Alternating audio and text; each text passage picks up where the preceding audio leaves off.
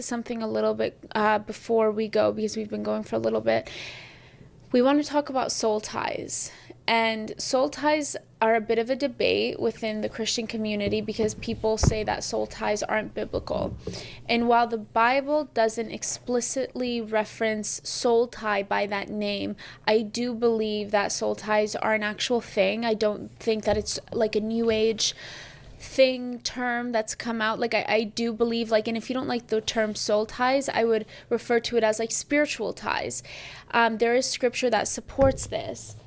The Bible, really quickly, let me just say that, so a soul tie is a strong spiritual and emotional connection that you have with someone after being intimate with them, or you don't even have to be intimate with them and you can have the same type of soul tie. I want to read the scripture that supports this. So the Bible warns against entering ungodly relationships. He says, "My son, if sinners entice you, do not give in to them. Do not go along with them. Do not set foot on their paths." Proverbs 1:10 and 15. And then in 1 Corinthians 6:16 it says, "Do you not know that he who unites himself with a prostitute is one with her in body? For it is said, the two will become one flesh."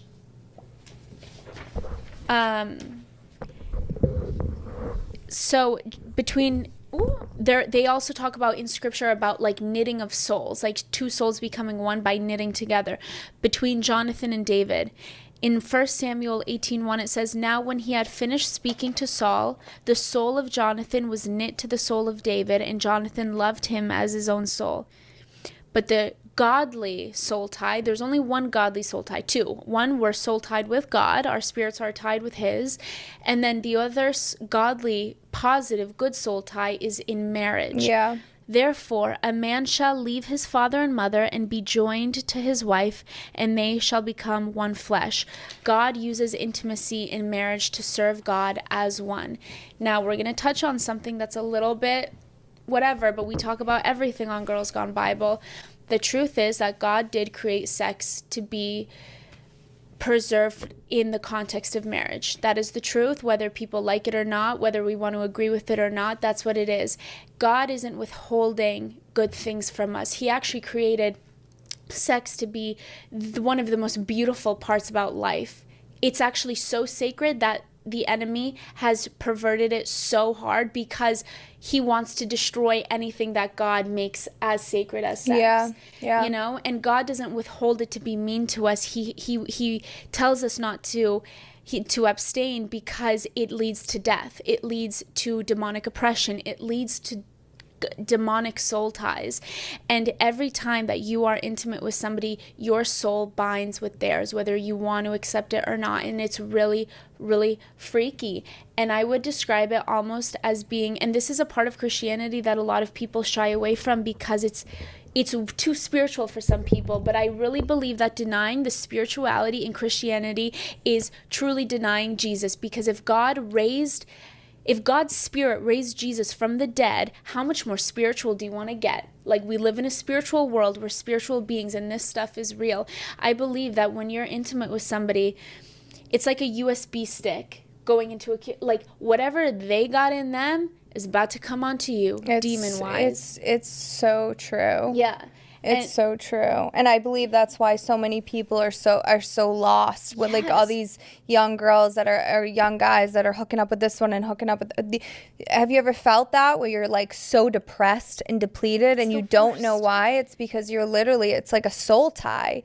You're giving your body to someone and that becomes, you're becoming one with one. You are doing the most sacred act. We live in a society, and I'm so passionate about this because we live in a society that is so pro-sex and pro-hookup culture, and I don't care if people think we're the most annoying people ever.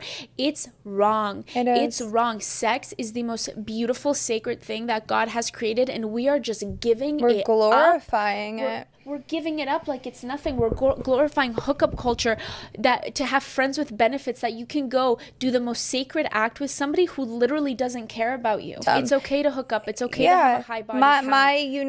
My life. It's like, no, actually, it's really sacred. I mean, today's episode isn't about sex. Maybe we will have one day. But like, anyways, my point is, soul ties are the result of having a soul tie with somebody is obsession. It's like a very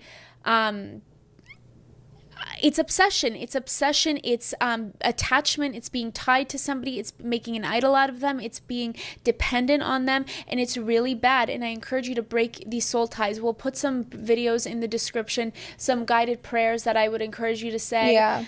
You want to break these soul ties, but you don't even have to have sex with someone to have a soul tie. You can develop an ungodly soul tie just by having a dependence on someone, an obsession with someone.